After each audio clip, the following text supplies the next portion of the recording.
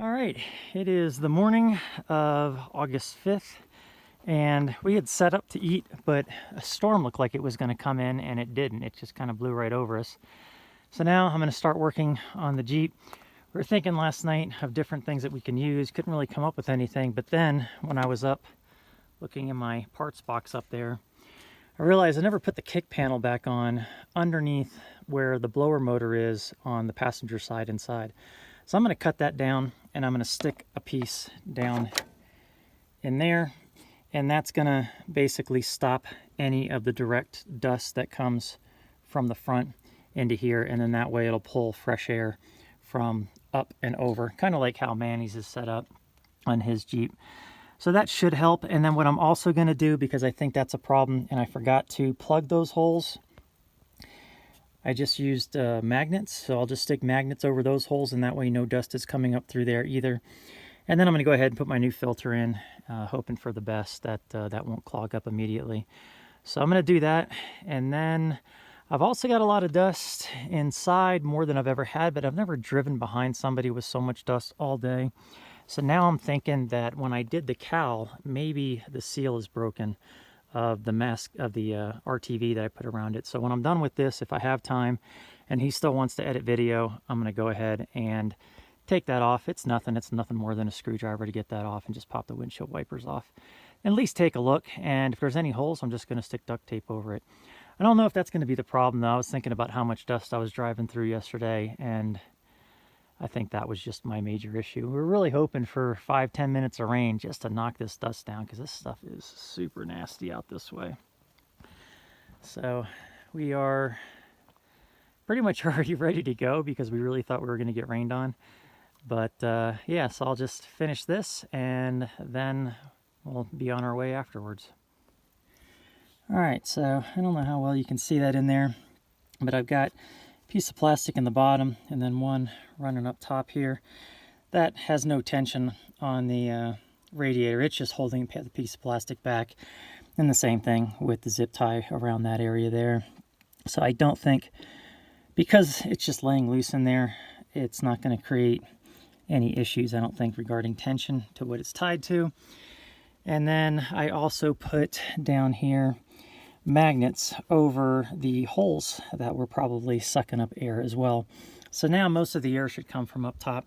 I'm still going to have dust up here, as you can see anyway. I mean, like I said, anything's going to be better than nothing. And I am also going to, I'll just stay a quarter mile back from Manny again. It is really still here. Nothing is moving.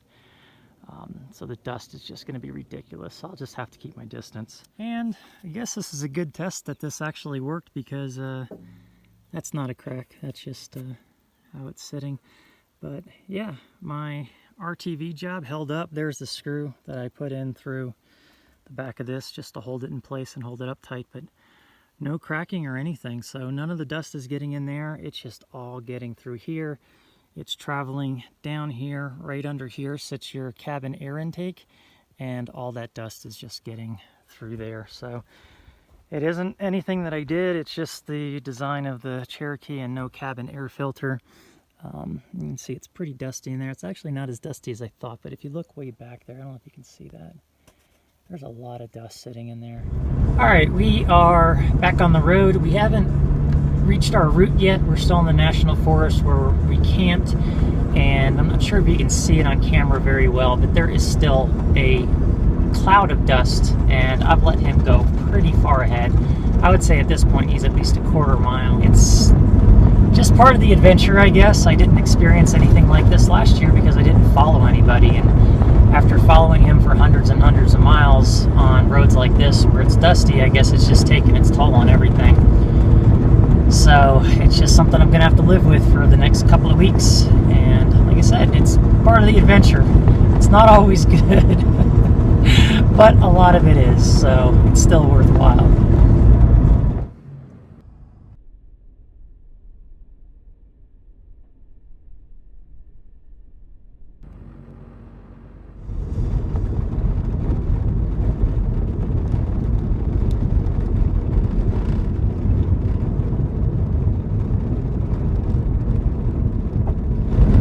Alright, so we are basically running parallel to the Wyoming border, and now of course the trees are covering up everything, but to our right is a river, and on the other side of that river is Wyoming. So the mountains that we see in the distance are the next state over, and you can kind of get a look at it there. So Colorado is almost done.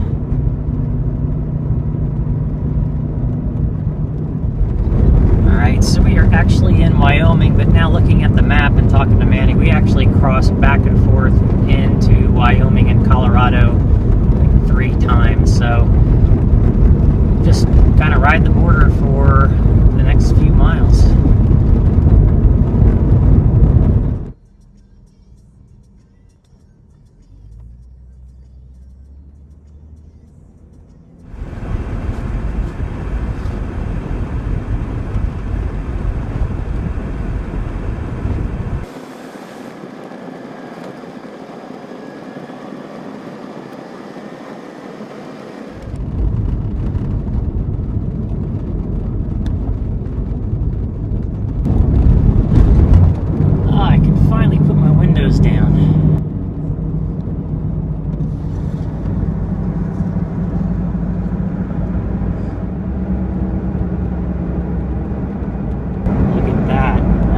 Just so cool.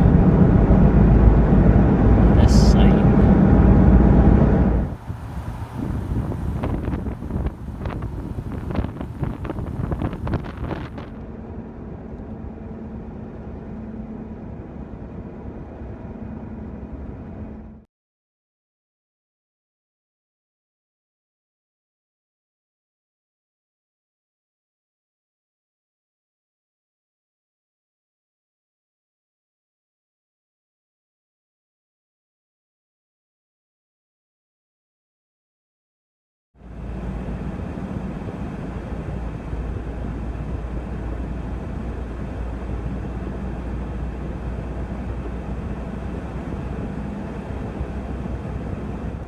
So after driving on this road for quite a while, we decided to finally pull over after we realized that we were going to be on it for another 15 miles before we hit Rollins. So we needed to inflate our tires. We were both running below 20, and that's not good for the tire or for safety on an open road. So we just went ahead and added some pressure to the tires and taken a quick break, and we'll be in Rollins before we know it. So we are in Rollins at Buck's Grill with the largest menu probably in all of Rollins. So, and Manny is happy because we're sitting outside and he can watch his Jeep. Mine's up there. I don't quite worry about it as much as he worries about his, but mine is like a tent on a wheel. So done with track 10. We'll start track 11 after a burger. I've got some Wi-Fi, and I might actually track 9, that's right. Might actually be able to upload a video now.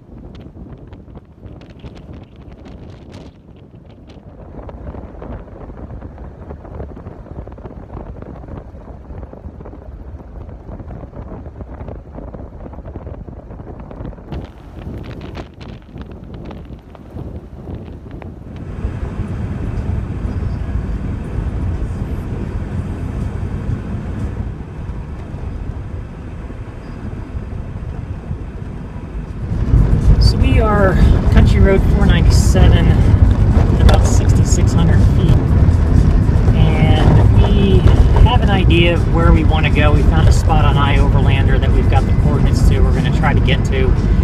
Fortunately, Manny's GPS died on him, so he's pretty much relying on Gaia, and it's caused a few issues already.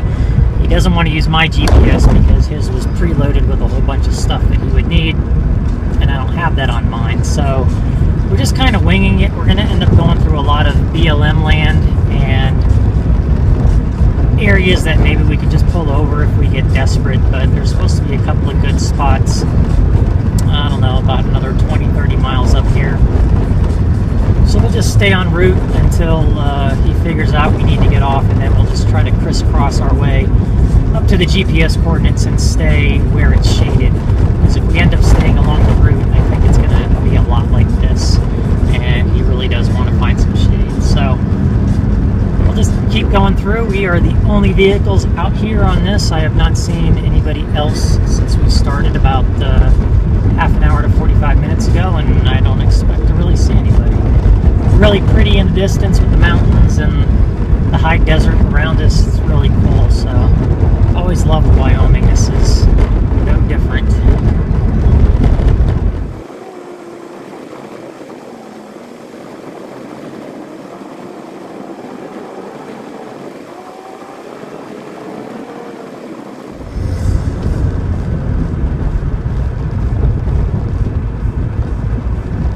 That is a huge herd of cows up there.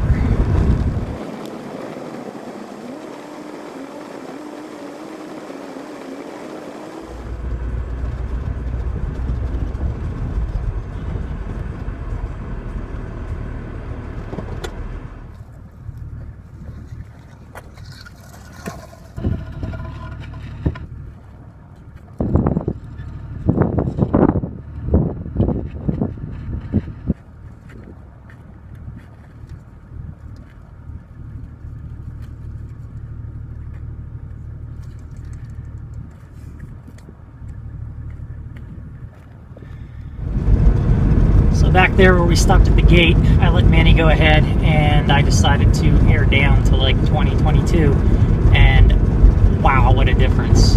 So you can probably even see it on the camera. It's almost like I'm floating compared to what I was driving before, even though the road's nice and smooth. This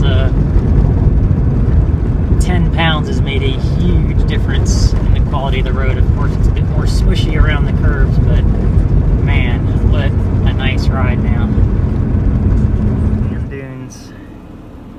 We just made a turn, and then all of a sudden there we were. Bet you those are moving all the time. From a distance we did see something like that. It just looks like a giant golf sand trap, but that's pretty neat. And then over here is all green. Look at that.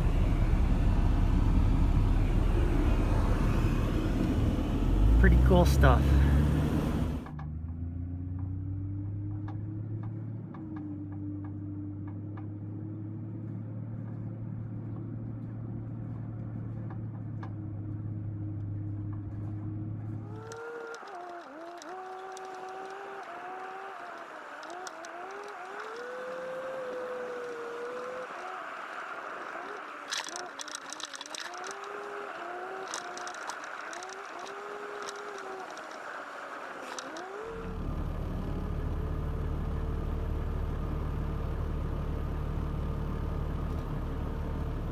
So off of our route, there looked to be a camp spot that's out here in the open. If we go to the one that we wanted to go, we're now realizing we're going to really have to go out of our way. So hopefully this pans out. There is zero shade. It's probably still about 80 degrees outside. A little bit breezy, but I am beat. It's only 7:15, but I am tired. I think a burger and fries. Not bad at all. Well, I like it. I guess that's our spot. If you're okay with it, then let's do it. So there's actually water right out in the middle of nowhere here, so check that out. Look at that. That's kind of cool. So we'll just stay up here in this area as long as we don't see any signs that say you can't camp here, but there were little tent symbols on his Gaia, so I think this is going to be it for us. Kind of cool. So we found our spot. It's going to be really windy on camera. I don't have a mic, but that's out the front. And as long as I stay back here where I'm going to open the hatch, it's not too windy. So not a bad spot.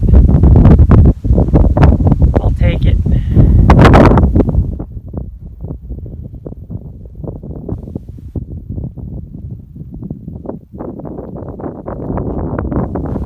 So I am thinking that since the wind is coming from that direction, which apparently it's up to 30 mile per hour wind gusts, that I might just sleep with the hatch completely open. I don't think there's going to be any bugs because of the wind. It's going to go on until tomorrow night. And it's only supposed to get down to about 65, I think, tonight. And that's supposed to be around 6 o'clock tomorrow morning. So with my microfiber blanket and just sleeping on top of the sleeping bag, I think I will be all right. So I'm going to give that a shot, and if it doesn't work out, I'll just wake up and close the hatch and finish sleeping that way. But the ground is it's got a crust on it, so there's no dust really in the wind, and it's coming from that area, which has a lot more vegetation on it, so I shouldn't have to worry about dust either. So that's going to be pretty nice. So it's about 8:45, and you can really hear the wind howling out there, but very little is coming in here, so I am definitely going to start to sleep with the hatch open. As long as it doesn't change direction, should be pretty nice. So today was actually a really good day, even though I'm tired.